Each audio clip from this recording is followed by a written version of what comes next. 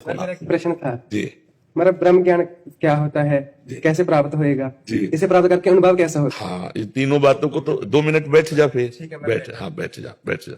ब्रह्म ज्ञान आत्मस्वरूप, जो अपनी आत्मा है, जो मैं हूं, ये तो है नहीं, ये तो ढांचा पांच भौतिक है। ये ब्रह्म ज्ञान में इसका त्याग किया गया है, शरीर का राग त्याग किया गया है। और मन और इंद्रियों के जो भोग हैं वो मेरे नहीं हैं, मन और इंद्रियों के हैं। एक है ये स्थूल शरीर और एक है सूक्ष्म शरीर। सूक्ष्म शरीर का अनुभव होता है जब स्थूल शरीर सोया होता है, और स्वप्न में जो शरीर होता है स्वाप्निक, वो केवल सूक्ष्म शरीर होता है। उसमें हम देखते हैं कि अच्छा बुरा, मार पीट, सुख दुख, लेकिन ये स्थूल शरीर तो सैया में आराम से सोया होता है, लेकिन स्वप्न में जो सुख दुख का अनुभव होता है वो होता है सूक्ष्म शरीर से। और फिर है कारण शरीर।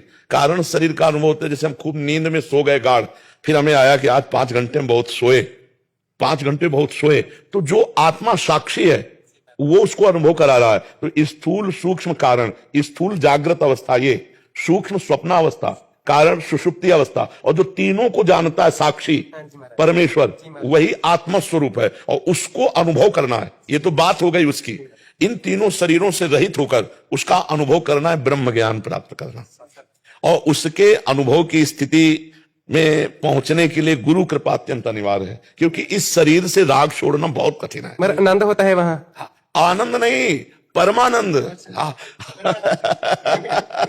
मतलब परम आनंद और अगाध आनंद, अखंड आनंद, अनंतानंद।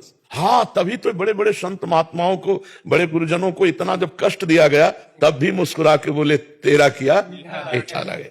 वाहिगुरु का हर विधान सर माथे परमानंद में। तो स्थूल शरीर को कष्ट दिया जा रहा है क्योंकि और ये कर्म के अनुसार है। नहीं जी महाराज, ये कर्म साधारण प्राणियों के शरीर पे होता है, समर्थ पुरुषों में नहीं। समर्थ पुरुष ये दिखाए कि हम धर्म के लिए अपने शरीर को शहीद करते हैं। धर्म के लिए तेग बहादुर सिंह जी ने, जो इतनी सामर्थ्य रखते थे, उनके शिष्य जन कि अधर्मियों को दंड देने में पूर्ण समर्थ थे, तो नजदीक बुलाया और स्पर्श किया और सारी शक्ति ले ली, कहा आप करके दिखाओ। तो ऐसे बोले नहीं, सहना है, बाजार को जानना है। हाँ, हमको ये दिखाना है कि हम अपने धर्म के लिए प्राणों की बाजी लगा सकते हैं। और गर्दन कटवा दी। और इतने सामर्थ्यशाली थे, तन से भी, मन से भी और स्वरूप से भी, कि अगर वो एक संकल्प कर लेते तो विधर्मी सब मर जाते, सब नष्ट हो जाते। हाँ, तो हमारे गुरुजनों ने उसी स्वरूप में स्थित होकर, स्वरूप में कष्ट नहीं है, देह में कष्ट है, तभी वो कह रहे तेरा किया मीठा लागे। नहीं तो देह जल रही है तो फिर ताप तो लगे ना, लेकिन वो आत्मा, हाँ, जो आत्मा है, नैनम छिंदन्ति शस्त्राणि नैनम दहति पावका न चैनम क्लेदयन्त्यापो न शोष्यति मारुता। अग्नि उसे जला नहीं सकती, कोई अस्त्र उसे छेद नहीं सकता, वायु उसको सुखा नहीं सकती, जल उसे डुबो नहीं सकता। वो ऐसा आत्मा है। मेरा परमात्मा आप भेजता है साधुओं को दुनिया के भले ली। जी जी, वो परमात्मा स्वरूप ही होते हैं।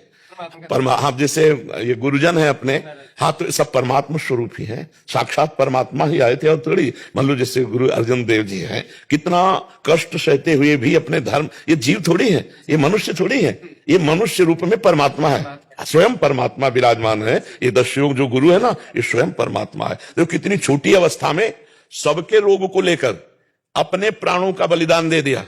रोग उस समय जो फैला हुआ था, दाने वाले गुरु हरकृष्ण, हाँ, तो अपने प्राणों की बलिदान कर दिया गुरु। बहुत छोटी अवस्था में वो गुरु, 8 साल की उम्र थी महाराज। हाँ, 8 साल की। ये सब आत्मा स्वरूप है। हाँ, ये शरीर से ये ब्रह्म ज्ञान प्राप्त। पर ब्रह्म ज्ञान का संबंध जो होता है उम्र से नहीं होता। नहीं नहीं नहीं नहीं, नहीं।